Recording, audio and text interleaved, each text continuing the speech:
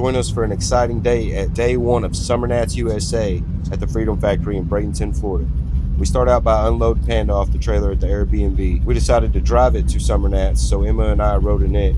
About halfway there, it felt like the trans started slipping, so we decided to just go ahead and pull in the gates, let it cool down, and send it straight into the first round of qualifying. We didn't make this trip and come all this way to not go full send on the pad this weekend. As we pulled through the pits, we started seeing some familiar faces from our friends at Burnout Nationals. We didn't roll into the Airbnb till about 4 a.m., and after a 25-hour road trip, we needed some rest. So after getting up, getting around, icing the cooler down, filling the trucks up and everything, we didn't make it to the racetrack to tech in until noon.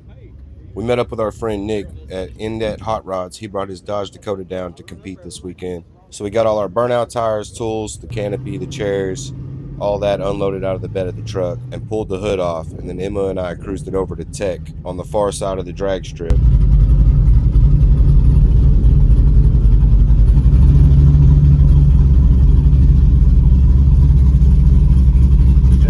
Tech went pretty smooth. Once we got past and got all our credentials, we got it back to the pits. We jacked the back of the truck up and swapped over our first set of burner tires. Now these are a brand new set of 17-inch tires mounted on steel wheels with no wheel weights. After the tire change, we had just enough time to get the oil and filter changed and everything set up and be over at the driver's meeting by 3 p.m.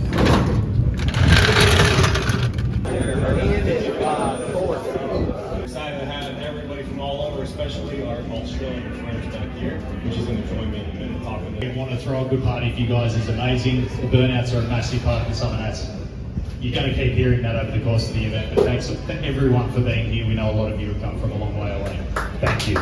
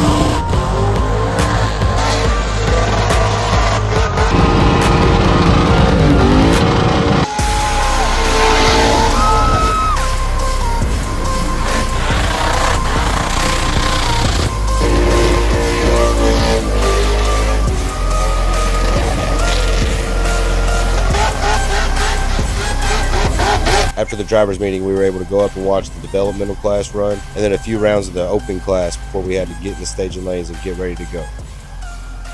As open class finished up and we got in the staging lanes, we did experience a little bit of rainfall. The pad did get a little bit slick on top of the rubber, but after a small intermission, we lined up and got ready to go.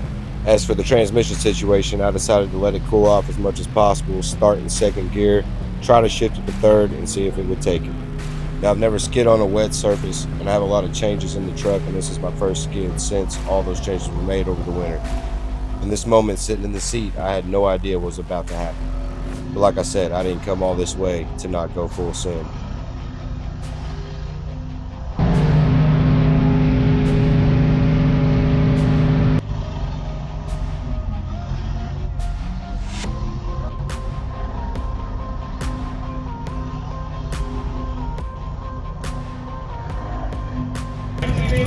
Chevy, get up for Tyler Watson.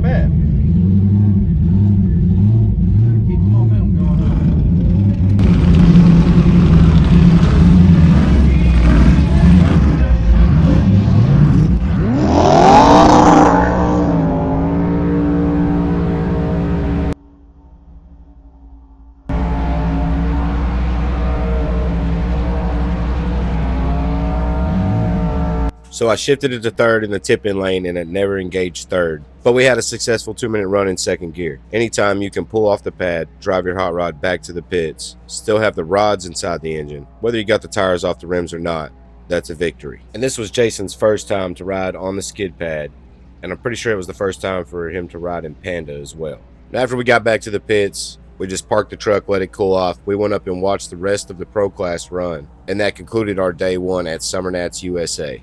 Be on the lookout for episode of day 2 and 3 of SummerNats USA, and also if you haven't already, check out our adventurous, eventful trip on the way down to Florida from Arkansas. Thank you for watching. Make sure to hit that subscribe button and drop us a comment below.